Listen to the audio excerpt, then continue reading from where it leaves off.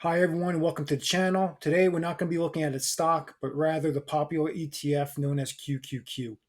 For those that are not aware, QQQ ETF tracks a diverse group of 100 companies on the NASDAQ. This ETF does lean heavily into tech, however, it is a diverse mix. This includes big tech names such as Apple, Microsoft, and Google, but also includes companies such as O'Reilly Auto Parts, Dollar Tree, Walgreens, to name a few.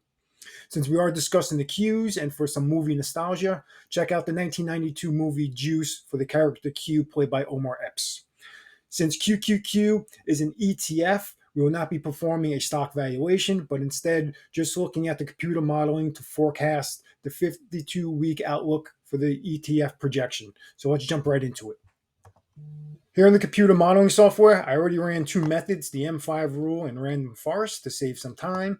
And we can see here, September 19th, the previous Monday, this ETF closed at $370.66. And scrolling down, I'm noticing that it is showing an uptick over the next 52 weeks. And out in September of next year, it's forecasting a stock price in the low $420 range. So we're going to take this and we're going to copy this information, put it in Excel to graph it. But let's just jump over to random forest first and look at it before we also copy this into Excel to graph. And we can also take the average of the two. So same thing here, September 19th, closing at that $370. And scrolling down, it's not showing as much of a bull run like we saw in the M5 roll. It's actually showing a little more of a drop, closing at $318.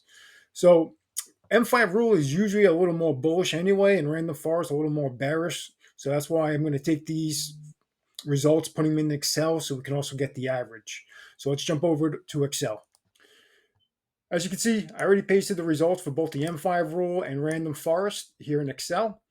One thing I forgot to mention when we were in the software, the far right-hand column was the ETF stock price, and the other columns in the middle were just various macroeconomic data points that I'm using to help with the forecast.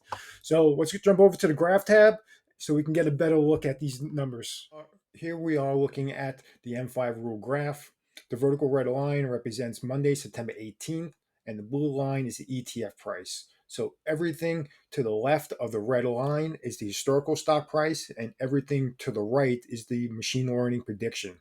The orange line is the percent change for the prediction itself.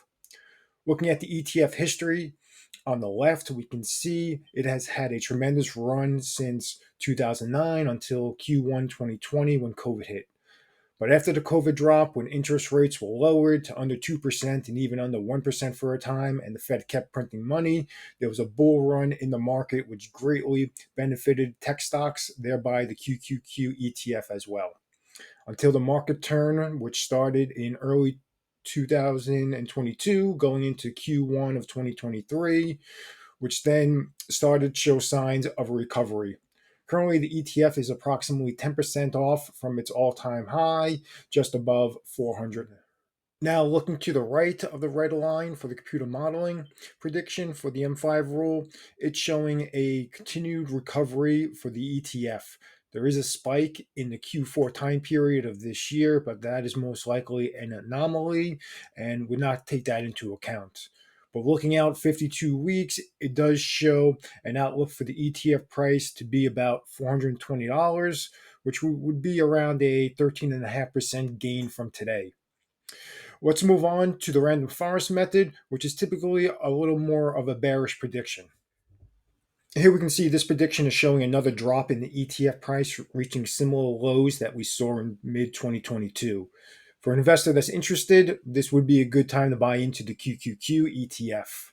Then showing a slight recovery going into September 2024, but still this ETF would be down from today at just under minus 15%. Since one of these methods is more bullish and the other more bearish, I like to take the average of the two. Here we can see, looking at the average, the near-term outlook is showing a price drop out until Q1 2024 with a spike that we saw when looking at the M5 roll. But the outlook in September of 2024 is basically unchanged from where we are today and actually slightly negative at less than 0.5%.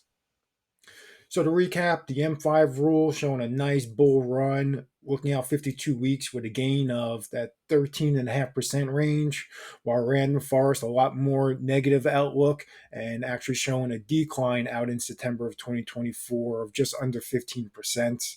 And the average there, right in the middle and actually showing pretty flat out 52 weeks and slightly negative at just under a minus 1% loss.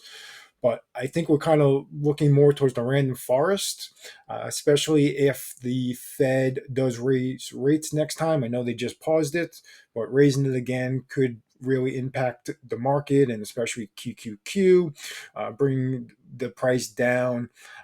Maybe not as much as we saw in 2022, but probably getting close to that range. I appreciate your interest and hope you found the information valuable. If you like to stay updated for future stock valuations and predictions, consider subscribing, and I hope to see you next time.